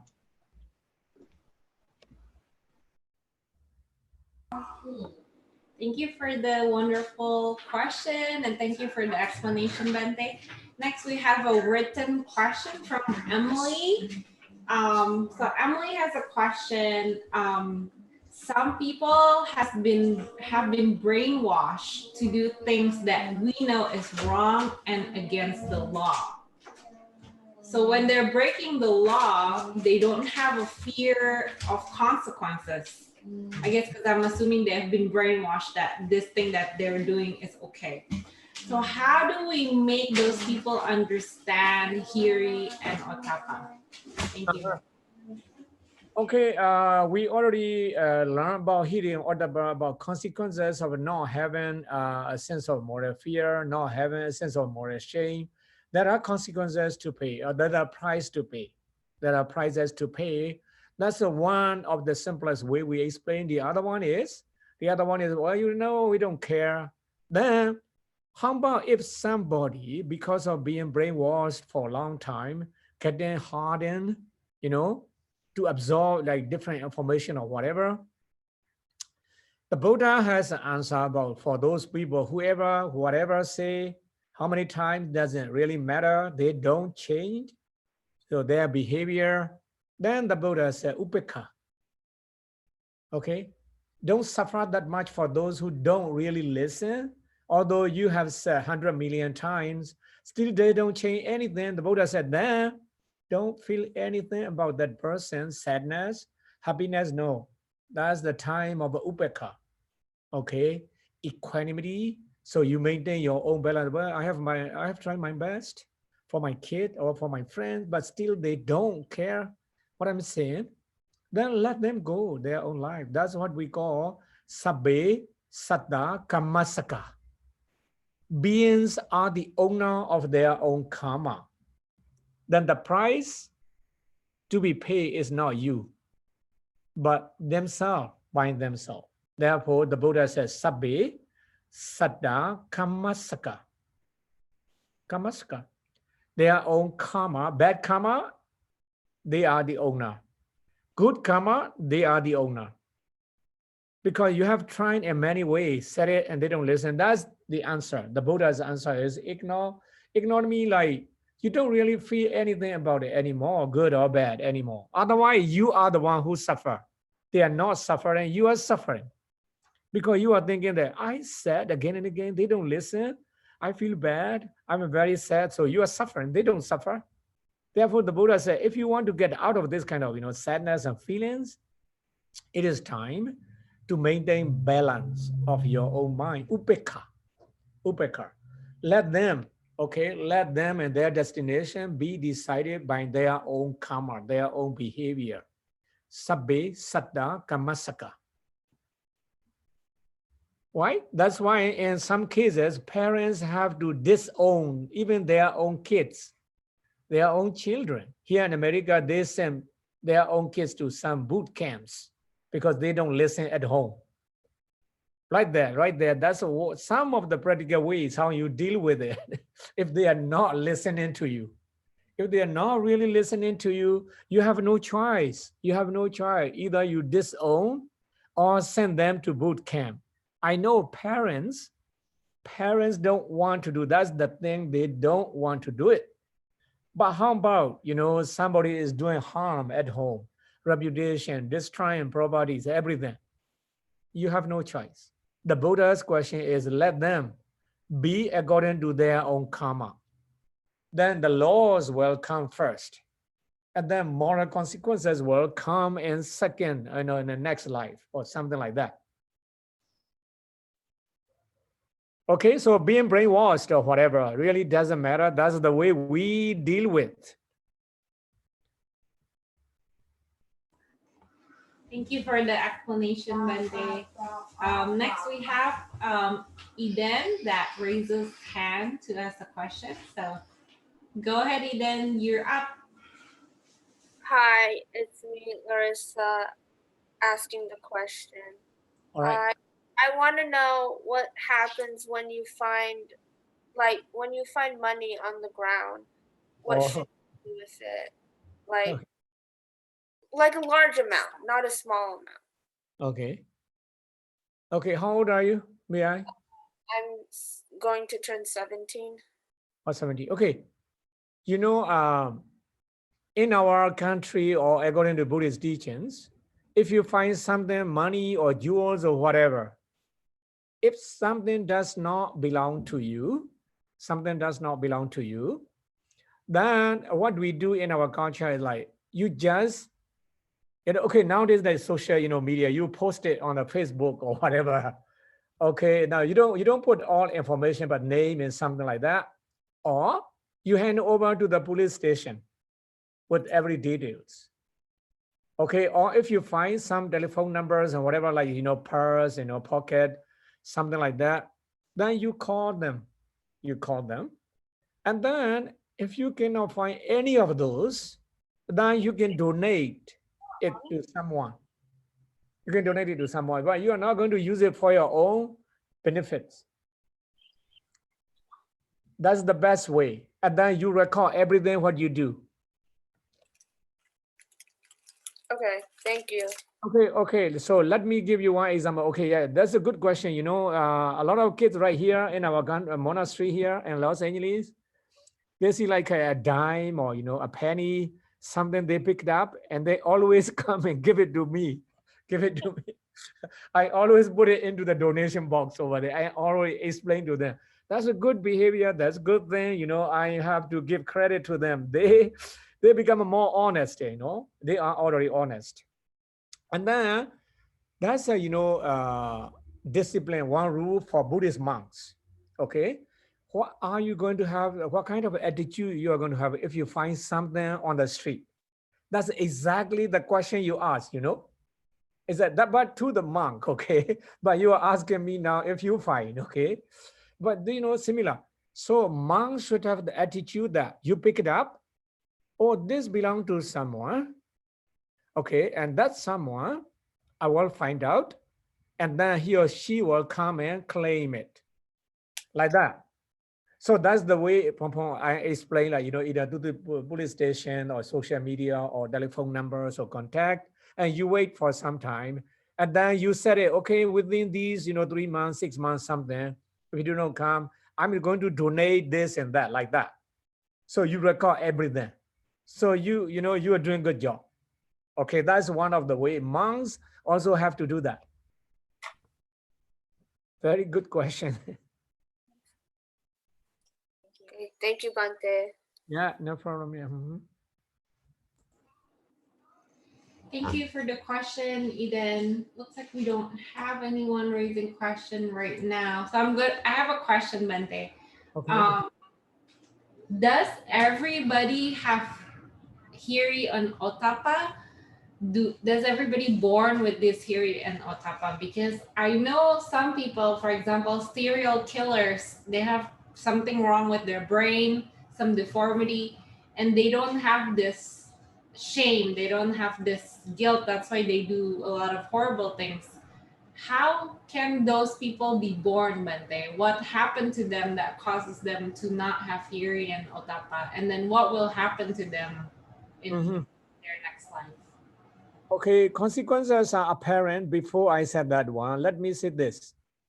In terms of an internal, the Hiri and Ottappa, something, it is about nature and nurture. Okay, in the past life,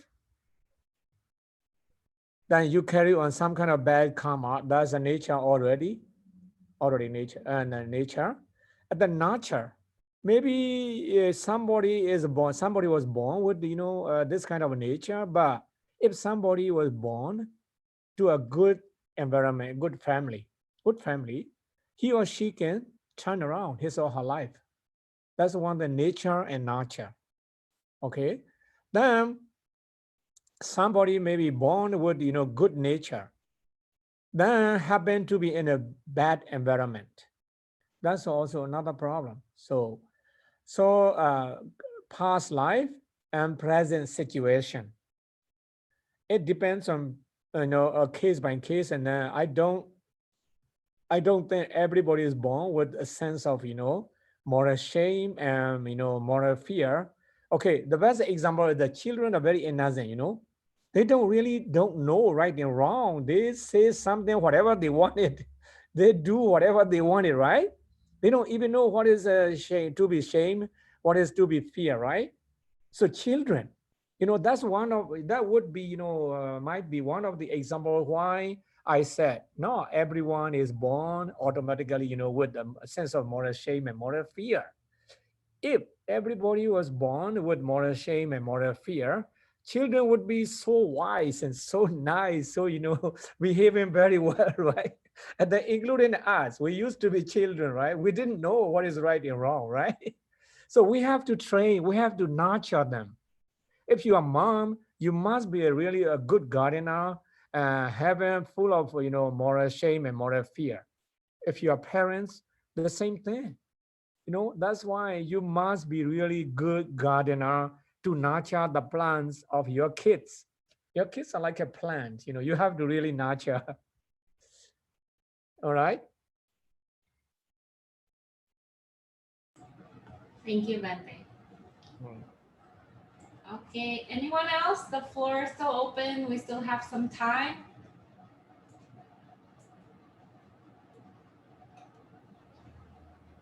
Don't be shy. Taking time, thinking question.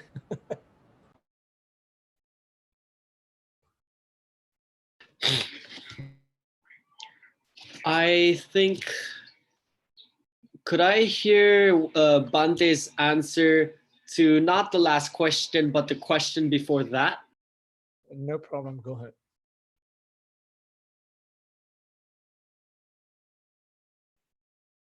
Sorry, could I hear the answer to Carissa's question again?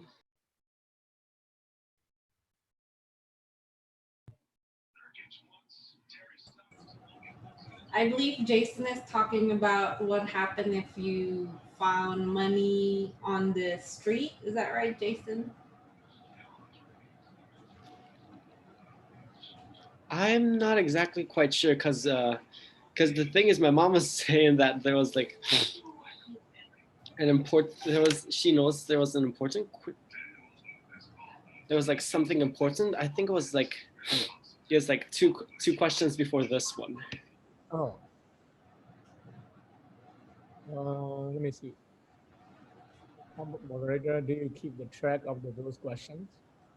The other question was, if you met someone who has been brainwashed to think what they did is doesn't have any consequences, how do we make those people understand Hiri and Ottappa? And I believe Bante's answer was like, at some point you just have to understand that everybody carries their own karma, right, Bante? Yeah. I'm not sure if that's what you're asking for, but feel free to elaborate your question.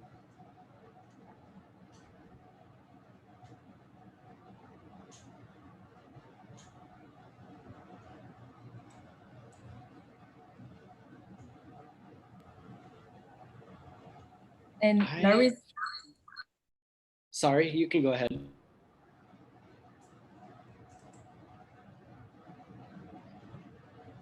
and Jason, Larissa's questions is about the finders keepers principle. But Bante was saying that like if you actually found a bunch of money on the street, what do you do with it?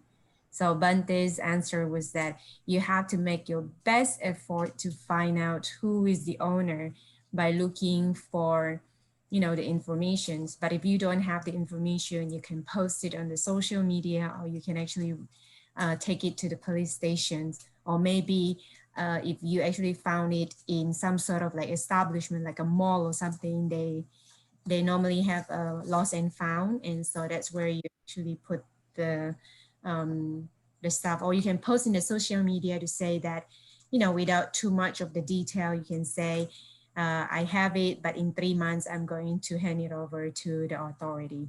And so, or donate, yeah. So that's Larissa's questions. I'll need to think about this answer, but thank you. All right.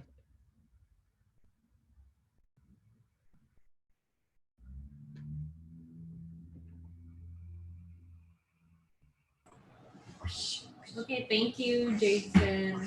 Thank you, Bante. Thank you, Lily, for elaborating. All right. The floor is still open. We still have time. I believe our time was 6 to 8, correct? Yeah, about 10 more minutes. That's okay. Okay. So we have about 10 more minutes. Otherwise, we're going to move on to the closing chant. So anyone else who have question, you're more than welcome.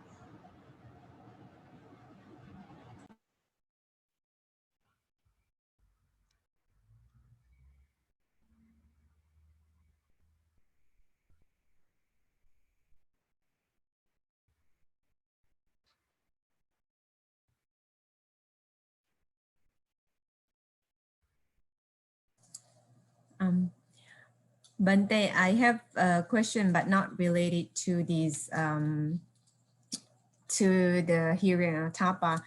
I know you have a lot of classes, especially to the youth. Is there any class that is suitable that, you know, we actually, our young one may actually be able to join on a regular basis? Okay, how young are they? So in this case here is basically like Eden's age 9, and then to Larissa's age 16, 17. But, you know, I think that's pretty much like the range. I think there is also Cynthia's kids that is older, and then Jason's at the college age. But I wonder if like Bante have like a certain age group for each of the sections, and if there is any, maybe we actually have each of our, we post like the age group, and then the kids can join the group accordingly, Bante. Okay, I think, sorry, if you have a kids like from around 5 or 6 to all the way up to 16, 17 years old, that's a class you can, there's a section you can join every Friday. Every Friday, 7 to 8, only 1 hour. Ah, okay. Every Friday, 7 to 8. That's a globally, like Australia, Singapore, you know, Myanmar, a lot of cities. So they join. Okay, Malaysia, Singapore, Australia, Myanmar, And then here are all other states, they join Friday, 7 p.m. Zoom meeting.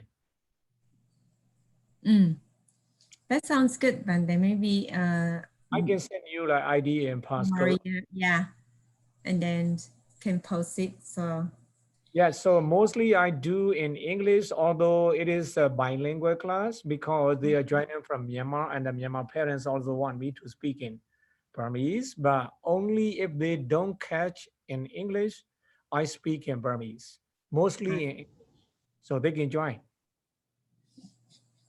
okay, sounds good. How many kids will be there averagely? How many kids will be joining us?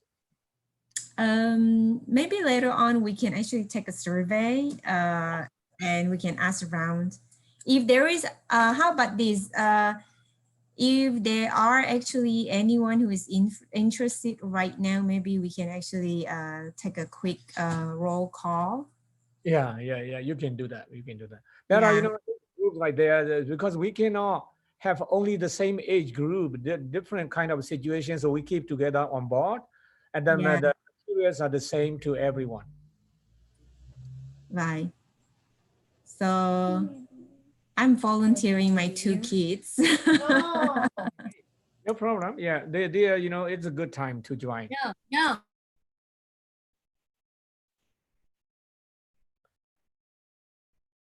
Well, we'll continue to take the roll call in the WhatsApp group. It seems like nobody is actually, you can actually type into the chat box as well if any of you are interested. And so we'll take the roll call that way. Okay, thank you, Bante. No problem. Yeah, just let me know, okay? So I want to send a passcode and ID, okay? Okay, looks like Jason is also interested, so. Sorry, that's okay.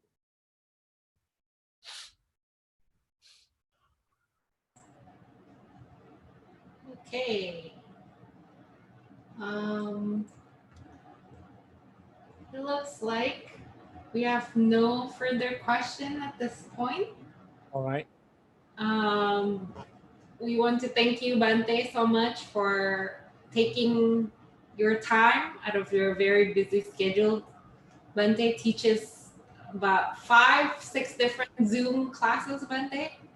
Yes, actually. So we really appreciate Bante taking the time to give us the Dhammadesana and answer our questions. Next, we are going to have some announcement. Lily, would you care to announce some important information? Sure. Thank you, Rosaline. So next week we have the honor of Bante Santachito at our usual virtual Dhammadesana time, which is Saturday 6 p.m. PST, and then Sunday, the September 6th, 8 a.m. Indonesia Jakarta time. The topic has just been announced actually. The topic is the strength of mindfulness and its benefits. And then the week after, we are very honored by the Dhammadesana by Bhikkhu Tejapunyo Mahathera. And we still discussing the topic. So if anybody has a certain topic that they want to have in mind, so please feel free to request it from any of us and to vote for it. Anyway, that will be the week after, still same time. And if you want to get a one-click Zoom link, we will post it in the WhatsApp group. But if you don't get it and you're not part of any WhatsApp group that we post this, feel free to actually reach out to Jaya Sogata or myself at the numbers shown here. So the next one is for the Kalyana Mita and then the Dhamma friends all over the world. We are opening an opportunity to do a dana, and this is a Tawara dana and the pledge to support the temple activity. So right now, DhammaCakraTra is in the process of like asking for permit and also temple extension. For the Kalyanamita who want to actually donate these, can be channeled through US using the Zelle method with the email of Vihara DCT, VIHARADCT@gmail.com. And this is a preferred method for those who domicile in USA. Or if you are in Indonesia, you can also transfer it through the BCA Bank Central Asia account 1020283099 under the name of Sutomo. And you can confirm that the transfer has happened to Maria Key at country code 1-626-941-4555. And Maria Key is also available in WhatsApp. And through the worldwide method, you can also do the Dana through PayPal and at the same Gmail account, vihara.dct@gmail.com. Anyone who is interested to find out about the development of this project, please feel free to ask Handoko Herho at 951-522-6908 or Johan Sogata at 661-505-0905. They are also both available through WhatsApp social media. And the next chance is that we want to show this very cool way. You can actually do a shopping without, we can do Dana through shopping, but without actually, spend any extra money. So what you do is like, for those of you who have an Amazon account, you can actually do your shopping through amazon.smile.com.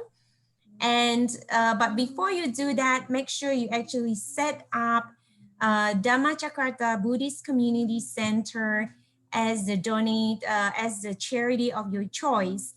So the way you do it is through this step. Through the account, you click on the drop down and then you'll find that your, I think benefit or something. Let me see very quickly. I couldn't see for your Amazon Smile. And then you choose DhammaCakraTra Buddhist Community Center. Once it is successful, then it will actually show up on the top over here. You are supporting DhammaCakraTra Buddhist Community Center.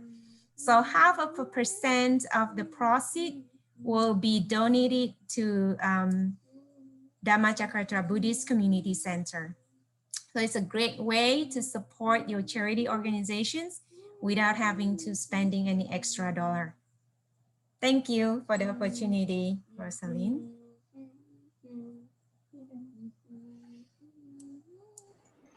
Thank you for the announcements. Bante, do you have anything to add before we close tonight's session with chanting, Bante? No, I don't have anything to add. That's okay. That's okay. You can go ahead. Okay. All right, Jason, we're going to go ahead and continue with our transfer of merit chanting. Mm-hmm. I thought in previous meetings we had Bante say this. Yes. Bante, do you mind leading the transfer of merit with the Patidana Sutta? Yeah, Patidana. What was the other? You did it before, right? This is not what I did right here previously. Oh, Bante, you can do whatever the method that you whatever. Yeah. Okay. So and this way, but doesn't have to be this way. So you can repeat after me. So we are going to, okay. Share the merit. All right. Imaya. You can say Imaya. Imaya. Dhammanu. Dhammanu. Dhamma Patipatiya. DhammaCakraTra. Ujam Bujemi. Ujam Bujemi. Imaya. Maya. Anu. Anu. Dhammadesana. DhammaCakraTra. Mang.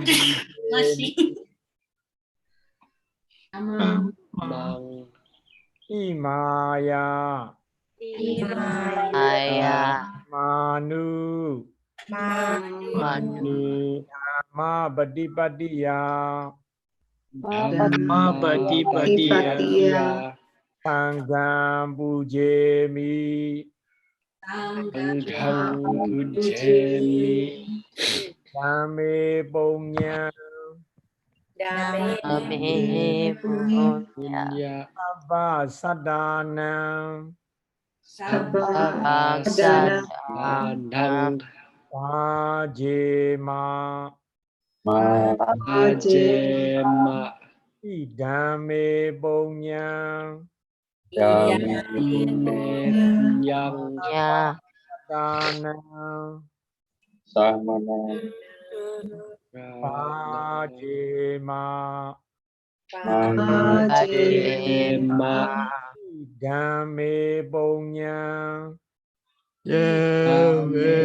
Punya. Sabba Sadanam.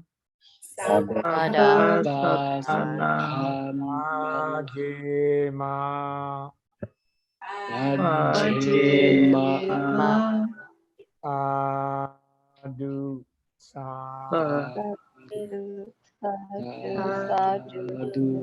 Sadhu. All right. Everybody has done good job. Thank you, Bante. Thank you, Bante.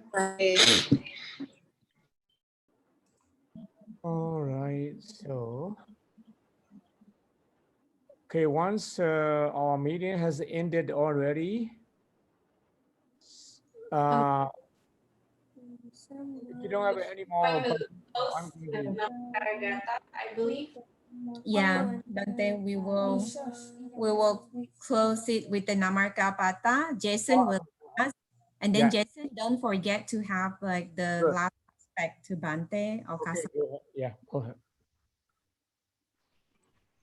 All right.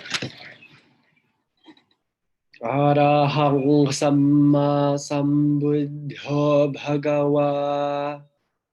Buddhang Bhagavantang Abhivademi.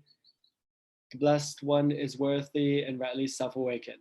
I bow down before the awakened Blessed One.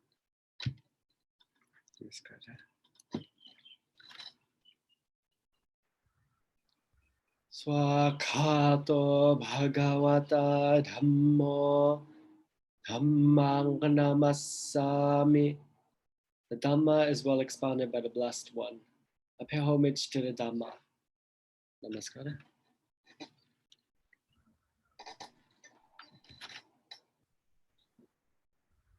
Supati Kripanno Bhagavato Sawaka Sangho Sanghang Namami.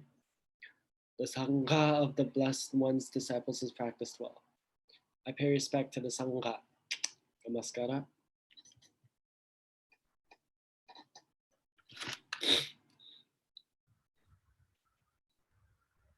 Sabbe Satta Bhavantu Sukhitata. May all beings be well and happy. Sadhu, sadhu, sadhu. Wait, do I do Okasana?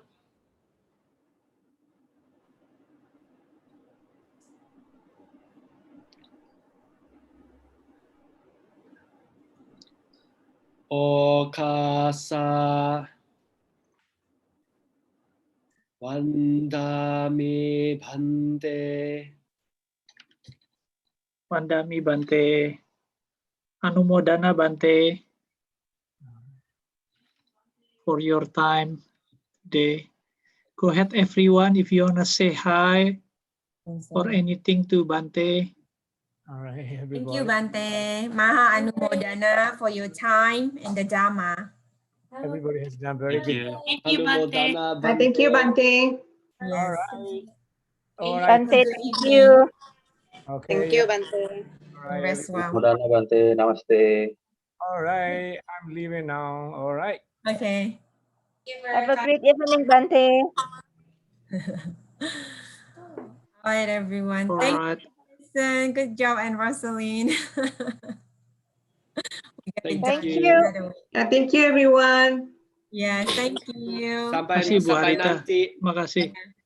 Yo, bye. Sampai Nice to minggu see you, depan Bu Teddy. Harita. Mas Yo, Teddy bye. Bye. Thank join you, lagi Bu minggu Harita. depan. Iya. Ini Om di Amy Chow itu dari mana ya Om? Ya. With the Siapa screen tadi? name Amy Chow. Hijau. Oh, Rosalind. Papanya That's you? Rosalin ya? Ya, Papa kamu Rosaline. mertua. Tapi dia nggak ada. I don't think he has a mic. Mikrofon. Oh, I see. Okay. Thank you for following through with the video. Very attentive. Yeah. Thank you. Tinggal di San Gabriel kan ya, area ya. Oke. Okay. Good. Okay. Thank you, everyone. Elinsa dari Palembang. Susli. Iya. Nyalain dong. Apa kabar Udah hidup Susli? ya? Apa kabar? Bentar. Apa kabar? Susli dulu di DhammaCakraTra aktif Lili. Oh, Main dulu ya. kenal Susli. Kenal ya. Ya. Iya. Sepulang Gimana ke Palembang. Palembang. Aduh, pempek. Lapar. Jadi lapar ya. Iya. Kapan pulang ke Palembang, Susli? Sudah lama, sudah 2014. Oh, udah 6 tahun ya. Iya. Kapan datang lagi Susli? Habis COVID ya? Ya, habis COVID. Iya. Susli Trisakti juga ya, Susli? Iya, Trisakti juga. Oh, angkatan berapa Susli di Trisakti? 94. 94. Oh, oke. Saya angkatan 92. Oh, dekat ya. Iya. Jurusan apa? Akuntansi, ekonomi. Akuntansi, ya. FEAK. Susli Masih di A ya? Susli kamu electrical ya? Ya, electrical ya. Iya. See, I know. Ya, iya. Elektro. Iya. Ya, Ya, mestinya tahu dong itu Abu Henry Abu. Enggak.